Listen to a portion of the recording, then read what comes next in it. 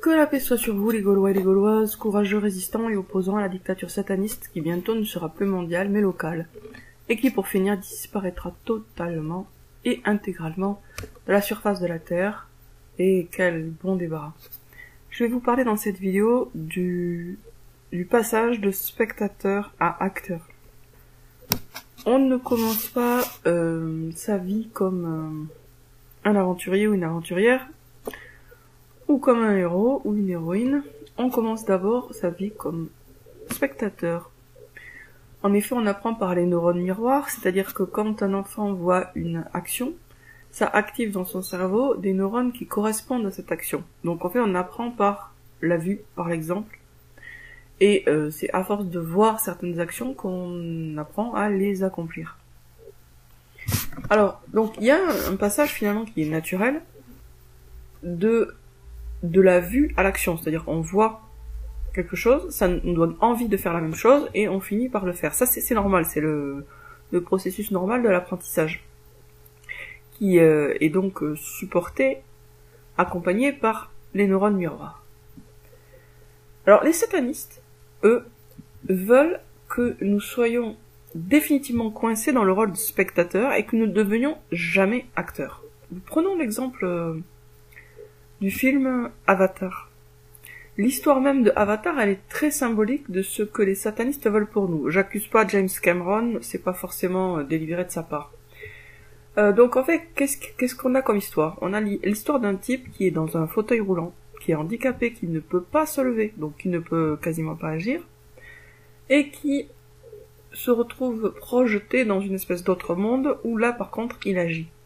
En fait, c'est une métaphore, ou une représentation symbolique en abysse de ce qu'est le spectateur de cinéma, quelqu'un qui est coincé dans son fauteuil, il bouffe du popcorn, et puis il voit sur l'écran des gens qui font des actions extraordinaires, qui sont vraiment en action, alors que lui est complètement passif. Donc on a vraiment, dans le statut du spectateur de cinéma, l'illustration d'une opposition entre spectateur et acteur, spectateur extrêmement passif, acteur extrêmement actif, et une espèce de divorce insurmontable, de gouffre entre les deux.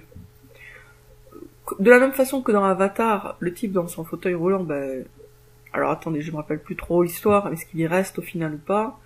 Enfin, en tout cas, il y a l'idée que dans le monde, entre guillemets, réel, il est vraiment condamné au fauteuil roulant. Il pourra pas se relever, se remettre à marcher. De la même façon, les satanistes veulent pour nous un destin irrémédiablement passif. Ils veulent que nous soyons des spectateurs qui restons des spectateurs. Et pour cela, ils creusent l'écart, c'est-à-dire qu'ils nous font voir des films en faisant en sorte qu'on ne puisse pas faire le lien avec notre propre vie, parce que les neurones miroirs s'activent parce que on se sent potentiellement capable de faire les actions que l'on voit. Mais quand vous voyez Superman qui s'envole dans le ciel, je sais pas quel neurone miroir ça peut activer, puisqu'on ne peut pas voler. Autrement dit, ils font des films où l'action est tellement extrême, irréaliste, fantastique, etc., qu'elle ne peut pas déboucher pour le spectateur sur une imitation dans sa propre vie. Et c'est le but. Ils veulent nous coincer, nous garder dans ce rôle de spectateur passif, parce qu'en tant que spectateur passif, on ne fait rien contre eux. Donc nous, quand on fait des rêves éveillés, on se fait son propre cinéma, d'une certaine manière, mais la grande différence, c'est que, autant dans le cinéma hollywoodien, on est renvoyé finalement dans notre fauteuil et dans notre passivité, les spectateurs, parce qu'il y a un divorce, comme je disais, entre l'action représentée et ce que nous pouvons faire, autant quand vous faites un rêve, quand nous faisons un rêve éveillé, dans la mesure où le personnage principal et celui qui agit, c'est nous, et qu'il agit avec la mentalité qui est la nôtre, puisque par définition c'est nous qui faisons le rêve, il n'y a pas ce divorce entre le spectateur et l'acteur, ou on va dire c'est plutôt un divorce qui est destiné à être surmonté. Je vous donne un exemple personnel. À une époque je faisais zéro sport, mais vraiment zéro sport, Et je passais beaucoup de temps assise devant un écran, et à tel point que je me disais parfois que si on perdait l'usage des membres dont on se sert très peu, je perdrais l'usage de mes jambes. Bon, pour dire à quel point j'étais passive physiquement. Et dans mes rêves éveillés, donc j'ai fait beaucoup de rêves éveillés, et dans mes rêves éveillés, par contre, je faisais du sport. Alors, pas du sport de façon réaliste, hein, c'était par exemple nager dans les nuages, etc. Mais c'était de l'action physique. À force de faire des rêves éveillés où j'étais active physiquement, même si c'était dans un contexte complètement fantaisiste, je me suis retrouvée à faire du sport dans la réalité. Et depuis, j'ai jamais complètement arrêté, c'est-à-dire que même si je fais plus du sport de façon officielle, je marche toujours beaucoup. Donc en fait, qu'est-ce qui s'est passé? J'ai fait des rêves, et dans la mesure où j'étais l'héroïne de mes propres rêves, ce qui est normal, des rêves éveillés, ces rêves ont fini par avoir un impact sur ma réalité quotidienne, et m'ont permis de sortir du statut de spectatrice passive pour entrer dans celui d'actrice.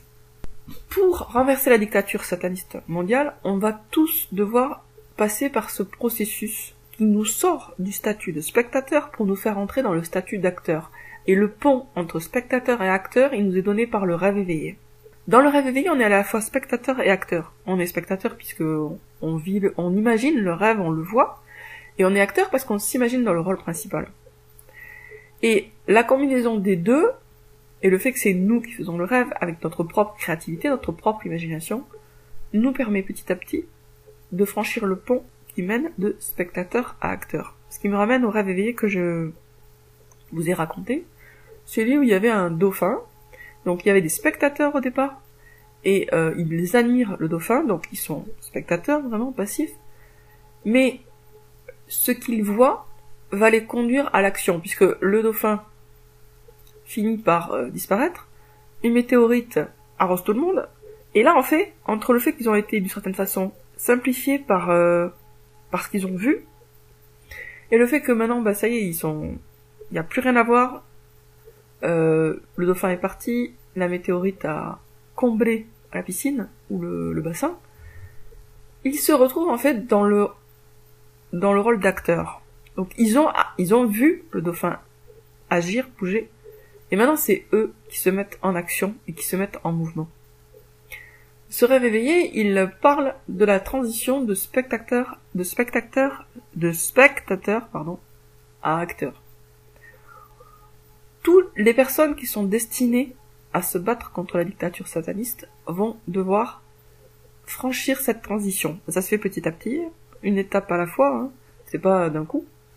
Mais petit à petit, chacun de nous doit et va devenir de plus en plus acteur de sa vie et de moins en moins spectateur passif. Mais ça passe par le fait d'être spectateur, mais de quelque chose qui n'est pas du divertissement de masse hollywoodien, de quelque chose qui est plus intime et qui relève du rêve éveillé personnel ou du rêve éveillé interpersonnel comme celui que je vous raconte ici. Mes rêves éveillés à moi, je l'ai fait à la fois pour moi et pour vous, je l'ai fait pour nous aider à avancer. D'ailleurs, souvent, je les prépare, ces rêves éveillés, en me répétant pourquoi est-ce que ce rêve nous aide à avancer, pourquoi est-ce que ce rêve nous aide à monter au niveau supérieur. Alors, tout ceci étant dit, je vais vous lire quelques lignes encore de mon journal. Les mensonges nous compliquent et nous fragilisent, la vérité nous simplifie et nous renforce. De même que dans mon rêve éveillé de tout à l'heure, le grand dauphin blanc ramène les spectateurs à l'essentiel en les arrosant, et pour finir leur permet de sortir de leurs conditions de spectateurs pour devenir acteurs et combattants, la vérité nous conduit à nous dépouiller de nos nœuds, de nos complexes, de nos encombrements et de nos inutilités, des masques toxiques et ces distances sociales qui ne le sont pas moins. Vous connaîtrez la vérité, et la vérité vous libérera. Donc on doit tous sortir du statut de spectateur pour entrer dans celui d'acteur, ce qui passe par la pratique des rêves éveillés. Sur ce, je vous dis à très bientôt les amis.